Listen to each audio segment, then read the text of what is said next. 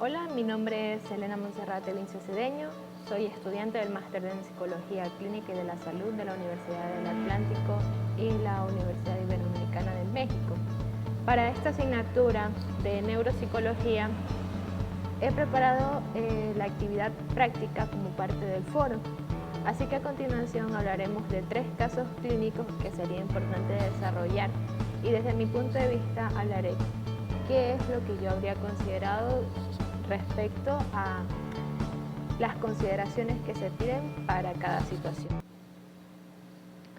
Caso número 1. Oliver Sacks es un neurólogo y escritor británico aficionado a la química y divulgador de la ciencia, sobre todo a lo relativo de su especialidad, que es la neurología. Entre sus obras está El hombre que confundió a su mujer con un sombrero. Uno de sus capítulos es el reflejo del siguiente texto. La señora S. es una mujer inteligente de 60 años que ha sufrido un grave ataque que afecta a las partes posteriores y más profundas de su hemisferio derecho. Conserva plenamente su inteligencia y el humor. A veces se queja con las enfermeras de que no le han puesto el postre o el café en la bandeja. Cuando las enfermeras le explican, pero señora S., ahí lo tiene, a la izquierda. Parece no entender lo que se le dice y no mira a la izquierda. Si tiene la cabeza ligeramente girada, de manera que resulte visible el postre para la mitad derecha intacta del campo visual, dice, vaya, pero si ahí está. Pues antes no lo estaba. La señora S. ha perdido totalmente la noción de izquierda, tanto por lo que se refiere al mundo como a su propio cuerpo. Se queja a veces de que las raciones son demasiado pequeñas, pero esto se debe a que solo come la mitad derecha de su plato. No cae en cuenta de que pueda haber también una mitad izquierda. A veces se pinta los labios y se maquilla la mitad derecha de la cara, olvidándose por completo de la izquierda. Es casi imposible tratar estos problemas porque no hay modo de atraer la atención hacia ellos, es decir, en mi desatención. Y no tiene ni idea de que existen. Lo sabe intelectualmente y puede comprenderlo y reírse, pero le es imposible saberlo de una forma directa. Al saberlo intelectualmente, al saberlo por deducción, ha elaborado estrategias para resolverlo. No puede mirar a la izquierda directamente, no puede girar a la izquierda, así que lo que hace es girar a la derecha y hacer un círculo completo. Por eso solicitó y se le facilitó una silla de ruedas giratoria. Ahora, si no puede encontrar algo que sabe que debería estar, gira a la derecha haciendo un círculo hasta que lo ve. Este procedimiento le parece notablemente práctico si no puede hallar el café o el postre y si la ración le parece demasiado pequeña. Se dirige a la derecha mirando en esa misma dirección hasta que se hace visible la mitad que le falta. Entonces se la come o se la come más bien la mitad y siente menos hambre que antes. Pero si aún tiene hambre o piensa en el asunto y de cuenta de que quizás ha visto solo la mitad de la mitad perdida, realiza una segunda rotación hasta que ve el cuarto restante y lo bisecciona de nuevo también. Suele bastar con esto. Si echamos cuenta, se habrá comido ya las 7/8 partes de su ración, pero si lo considera necesario, si se siente particularmente hambrienta u obsesionada, da una tercera vuelta y se asegura otra 16ª parte de la ración, dejando en el plato desde luego la 16ª parte restante, el del lado izquierdo. Es absurdo, dice. Es como la flecha de Zenón, nunca acabo de llegar. Puede parecer raro, pero ¿qué otra cosa pueda hacer dadas las circunstancias? En principio, da la impresión de que le sería muchísimo más fácil girar el plato que girarse ella. La señora S. está de acuerdo con eso y lo ha intentado o intentó intentarlo por lo menos, pero le resulta absurdamente difícil. No es algo que se produzca de modo natural. mientras que girar la silla sí lo es, porque su mirada, atención, impulsos y movimientos espontáneos están así, dirigidos todos exclusivamente e instintivamente hacia la derecha. A la señora S le resultan particularmente desagradables las burlas de que le hacían objeto cuando aparecía con solo la mitad de la cara maquillada, el lado izquierdo absurdamente vacío de carmín y de colorete. Yo miro en el espejo, decía, y pinto todo lo que veo. ¿No sería posible, nos preguntamos, que tuviese un espejo con el que pudiese ver el lado izquierdo de la cara por la derecha? Es decir, tal como vería otra persona situada delante de ella. Probemos un sistema de video con la cámara y el monitor enfocados hacia ella y los resultados fueron chocantes y extraños. Utilizando como espejo la pantalla de video, veía el lado izquierdo de la cara a la derecha, una experiencia desconcertante hasta para una persona normal.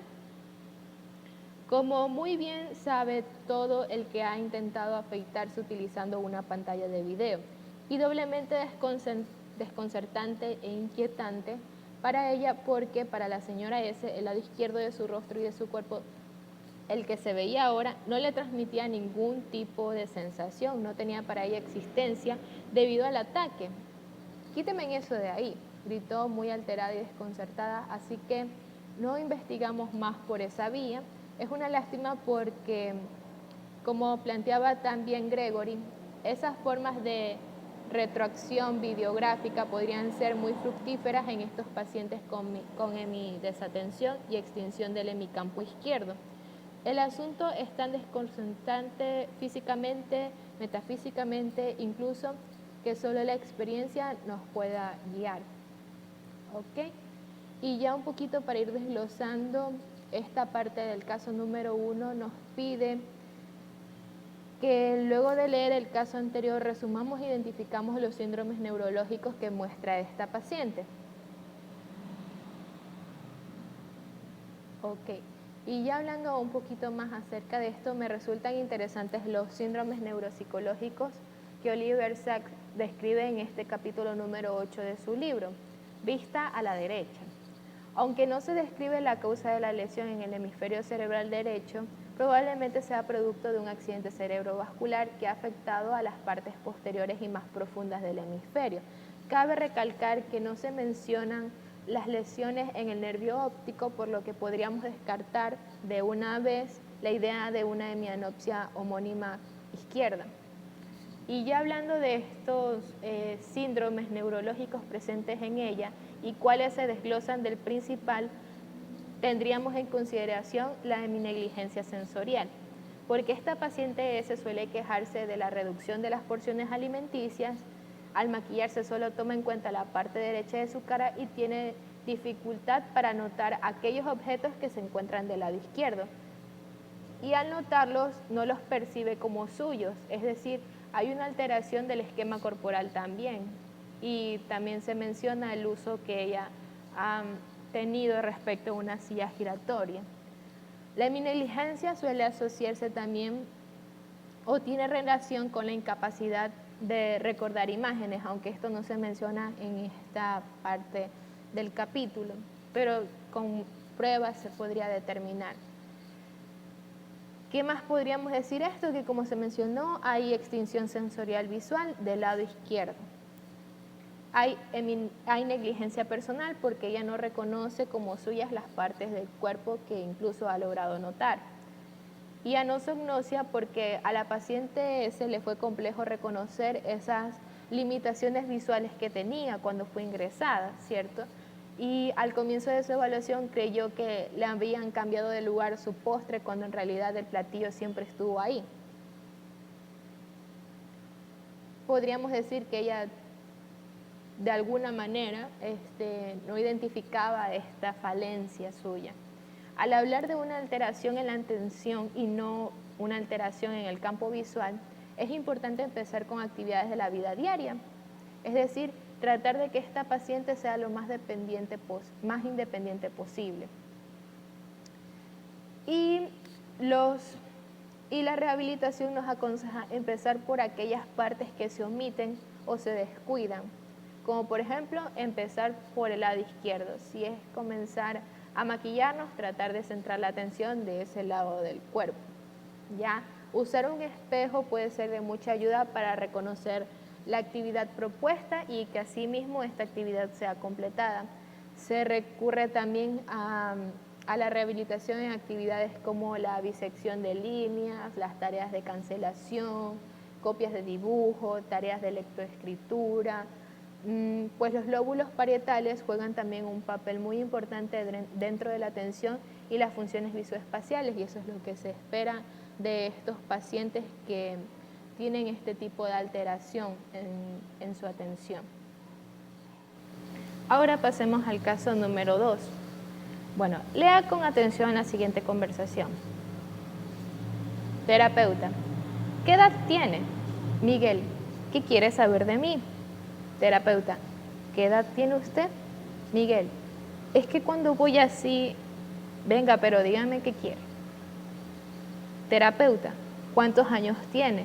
Miguel: ¿el año que tengo yo? ¿Yo? Terapeuta: sí. Miguel: tengo 69, los cumplí a 1 de años de noviembre del último que entra, del penúltimo. Sí, es que yo, y le voy a decir más si quiere usted, mire usted yo, para que usted lo sepa, la calle del Carmen, en la calle del Carmen, si lo conocen ustedes. Terapeuta: el examinador interrumpe al paciente sutilmente. Ok, teniendo en cuenta la conversación presentada anteriormente, contesta las siguientes preguntas. ¿Qué tipo de afasia presenta el paciente M? Bueno, el tipo de afasia que presenta Miguel es afasia de Wernicke. El área al que su nombre hace referencia es considerada el centro de la comprensión del lenguaje, pues su afección desencadena dificultades para interpretar los estímulos sensoriales. Hay incapacidad para llevar una secuencia de actividades motoras, o es una afasia también que podríamos decir que ocasiona alteraciones en el lenguaje comprensivo. Por eso estamos hablando de una afasia de Wernicke. Teniendo en cuenta el tipo de afasia que presenta, señala el área del cerebro afectada. Ok. Bueno, las lesiones en el lóbulo temporal pueden ocasionar cualquier tipo de afasia, empezando desde ahí. La función de esta área es proveer significado al lenguaje oral y escrito, gracias al análisis fonológico y semántico que procesa la información auditiva en palabras.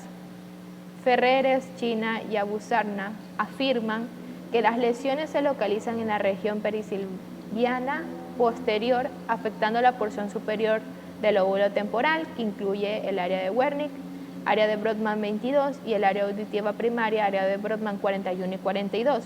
Las lesiones suelen extenderse al lóbulo parietal posterior, afectando la circunvolución supramarginal y el giro angular del área de Brodmann 40 y 39 respectivamente. Teniendo en cuenta esto, es de mayor utilidad cambiar las preguntas neutras por preguntas con contenido emocional, como por ejemplo, ¿cómo se siente hoy? Porque este tipo de afasia suele presentarse con más frecuencia en mayores de 60 años que en la adultez media, y no se afecta esta parte de las emociones. Por eso podríamos partir allí, de hacer un interrogatorio centrado en estas.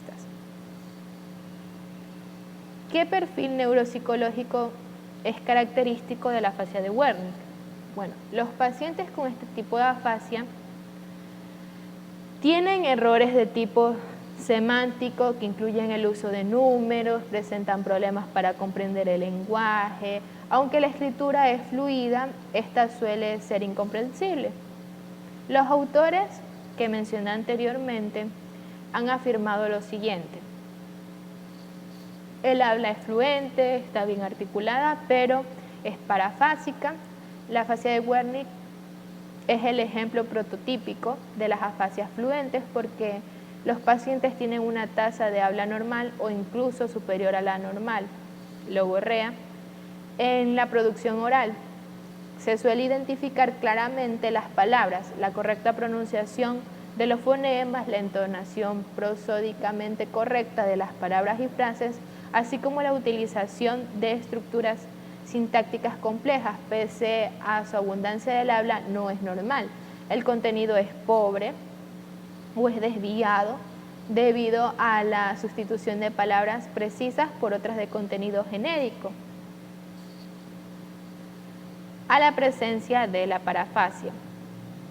La comprensión del lenguaje está alterada, a veces reducida a la comprensión de palabras aisladas o frases simples. Las oraciones largas con estructura sintáctica compleja no son comprendidas y pueden producir un derrumbe, por decirlo así, transitorio, durante el cual es imposible incluso la comprensión de palabras aisladas. Los pacientes no pueden dar el nombre preciso de los dibujos u objetos que se les muestra y esta anomia es rebelde a los intentos de facilitación. ¿Ok? La comprensión de la lectura suele estar también afectada como la comprensión auditiva, aunque en algunos casos puede observarse una mayor preservación. Los pacientes pueden dibujar las letras correctamente, pero tanto al dictado como en la escritura espontánea se observan paragrafias y errores de deletreo, a veces tan frecuentes que el blanco no se puede identificar y la producción es completamente jergagráfica. En muchos pacientes se observa la falta de conciencia de trastorno verbal o ausencia de preocupación por el mismo. Muchas veces es difícil estimar la apraxia debido a las dificultades en la comprensión de órdenes verbales.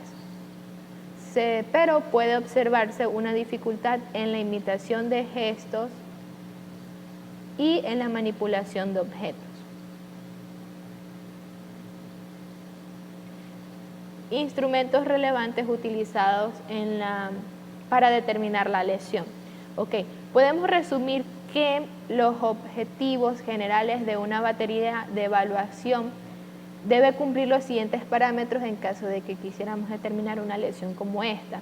Se sugiere que establezcamos la presencia de una perturbación lingüística en el paciente, que indiquemos qué tipo de tareas están afectadas y especificar los niveles perturbados, cuantificar el trastorno y la localización de la lesión.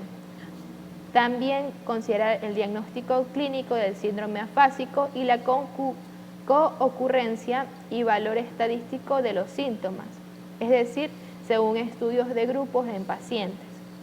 En la actualidad, las pruebas de neuroimagen son de mucha utilidad por la precisión que tienen de sus valoraciones clínico-anatómicas. Entre los instrumentos de mayor uso extendido están los test de Boston para el diagnóstico de afasias, la batería de afasias de Western y el test de Token. Además de estos instrumentos, cabe señalar que se recurre a pruebas informales para evaluar la capacidad de la persona, tanto para nombrar objetos, participar de una conversación, comprensión y correcto uso de las palabras, seguir instrucciones, repetir palabras o frases, responder a preguntas, tanto abiertas como cerradas, leer e incluso escribir. Ahora podríamos describir un programa específico de rehabilitación. Sin embargo, hay que considerar también que el tratamiento rehabilitatorio para este tipo de afasias no está propiamente definido, ¿ok? Y partiendo de ahí, podemos señalar que lo que se sabe hasta ahora es que el tratamiento debe centrarse en la rehabilitación tanto logopédica como neuropsicológica, que dependerá tanto de la causa, la localización y el grado de la lesión. Webb refiere que es importante el rol del logopeda en la rehabilitación de la afasia, posiblemente porque el logopeda es el miembro de mayor importancia en el equipo de rehabilitación que atiende a un paciente que sufra afasia. Entre otras consideraciones está la edad, la educación y la salud en general del paciente. Los primeros 6 meses son de mucha importancia porque en este periodo de tiempo ocurre la mayor parte de recuperación, que puede variar a lo largo de todo un año. La psicoeducación proporciona orientaciones necesarias a los familiares de estos pacientes afásicos. Un método de rehabilitación en concreto, si quisiéramos hablar ya de algo más específico, está la terapia situacional, que está basada en la intervención con el paciente fuera de la consulta. Se le introduce dentro de un contexto real donde el paciente con afasia de Wernicke conserva los conocimientos previos al daño cerebral y por lo tanto cuenta con un bagaje considerable de información. Esta información semántica de las cosas que le rodean es parte del conocimiento de él. Así que además se conservan las funciones lingüísticas propias del hemisferio derecho, como la capacidad de entender expresiones faciales, las posturas, las señales, etcétera, que pueden ser de mucho beneficio y ayudar a la interacción con su medio. Esto nos lo dice Althusser en 1999. Además de eso, es válido el uso de dispositivos que ayuden a mejorar la interacción entre el paciente y el resto de personas que se encuentran a su alrededor, especialmente cuando la recuperación en habilidades básicas del lenguaje no tuvo una evolución prometedora. Caso número 3. Lea con atención el siguiente texto. Hoy la tía de Pedro ha venido a visitarlo. Pedro quiere mucho a su tía, pero hoy lleva un nuevo peinado que Pedro encuentra muy feo. Pedro cree que su tía está horrorosa con ese pelo y que le quedaba mucho mejor el anterior.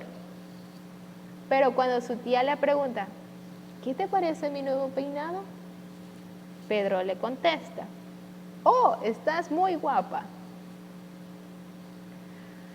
Luego de haber leído este texto, imagina la respuesta de un paciente con daño orbitofrontal ante la anterior historia. Escribe lo que podría decir cuando se le preguntara, ¿por qué el personaje de la historia ha dicho eso? Ok, la posible respuesta que yo imaginaría hablando de un paciente con un daño orbitofrontal sería, no entiendo por qué ha mentido. Yo, la verdad, no me habría controlado. Muerto de la risa, le habría dicho que ese peinado le queda ridículo. Y entre risas hasta le hubiese tocado el pelo así para que se cambiara de peinado. Le habría dicho todo eso sabiendo que, aunque se iba a molestar, era la verdad. Pero tendría que decirle de alguna manera que mejor estaba el anterior. Ok, esa sería un poco mi respuesta en caso de que hablásemos de un paciente con un daño orbitofrontal. Y voy a explicar un poco el porqué de esta respuesta. Ok, el síndrome compromete significativamente la personalidad del sujeto, porque sabemos que estos sujetos con este tipo de alteración muestran mucha deficiencia en el control de sus impulsos y también respecto a la convivencia social, pues de forma desorganizada expresan su conducta importándole poco las consecuencias de las mismas. Muñoz afirma que el síndrome orbitofrontal es un síndrome neuropsiquiátrico con síntomas que afectan a los dominios cognitivo, afectivo y conductual, alterando algunos de los rasgos que nos definen como especie, como la flexibilidad cognitiva y la regulación afectiva. Además del poco control que tienen del tiempo estos pacientes, presentan alteraciones en la atención, poca tolerancia a la frustración, en sí una deformación de sus funciones ejecutivas. Estudios consideran que la sintomatología de esta patología se debe a los daños en las áreas 47 y 11 de Brodmann, aunque consideraciones actuales incluyen otras regiones, Un caso muy representativo, de hecho, de este síndrome es el de Phineas-Gage. Esto porque el circuito orbitofrontal está encargado de la regulación de varios aspectos de la personalidad y la conducta. El circuito orbitofrontal, nos dice Soriano, Mesa, Valencia y Zarete, que participa en la regulación de la conducta civil y socialmente apropiada. La disfunción de este circuito produce cambios de personalidad. Los pacientes presentan irritabilidad, labilidad, indiscreción y euforia.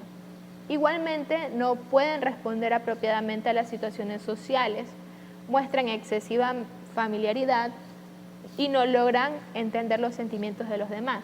De hecho, un caso que fue bastante sonado fue el caso de este sujeto que encontramos del lado izquierdo de la imagen, llamado Patrick Nogueira, un brasileño que en 2016 asesinó a sus tíos y a sus 2 sobrinos, y que de hecho le sirvió de atenuante el tener pruebas de neuroimagen que afirmaban que tenía una lesión.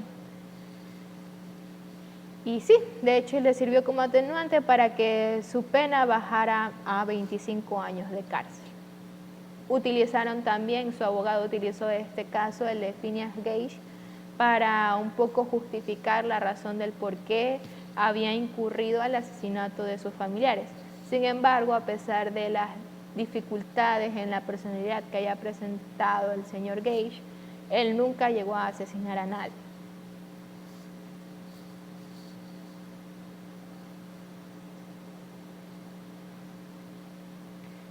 Señala el tipo de evaluación y rehabilitación que se llevaría a cabo. Ok, primero debemos recordar que la evaluación neuropsicológica debe incluir la historia clínica, pruebas, análisis de resultados, que a estas también se le entregan a los familiares del paciente. De lo obtenido se tendrá un panorama amplio acerca de los objetivos de intervención que se esperan. La evaluación de este síndrome se enfocará en 3 mecanismos de control inhibitorio, es decir, el control de espera, el control de impulsos y el control de inferencias. Para evaluar cada uno de estos mecanismos se puede emplear distintos instrumentos que midan las habilidades sobre las funciones ejecutivas y emocionales comprometidas. Printagmo propone programas de rehabilitación que sean holísticos, que procuren un entorno protegido, que optimicen los procesos atencionales, de toma de conciencia de las limitaciones y aceptación de sí mismo, donde se desarrollen estrategias cognitivas compensatorias, se integren diversas terapias como logopedia, terapia ocupacional, terapia grupal, apoyo y educación a familiares, orientación personal y supervisión laboral, integración en la vida laboral y comunitaria. Entre otras pruebas neuropsicológicas que podríamos usar están la batería neuropsicológica de las funciones ejecutivas y lóbulos frontales, el test de Stroop, la prueba de cartas Iowa Gambling Task y el test de laberinto de Porteus para el seguimiento de reglas. El entrenamiento neurocognitivo puede incluir también ejercicios como el Captain Log. Esto podría mencionar yo respecto a cómo llevaría a cabo estos casos. Tengo un poco más de información aquí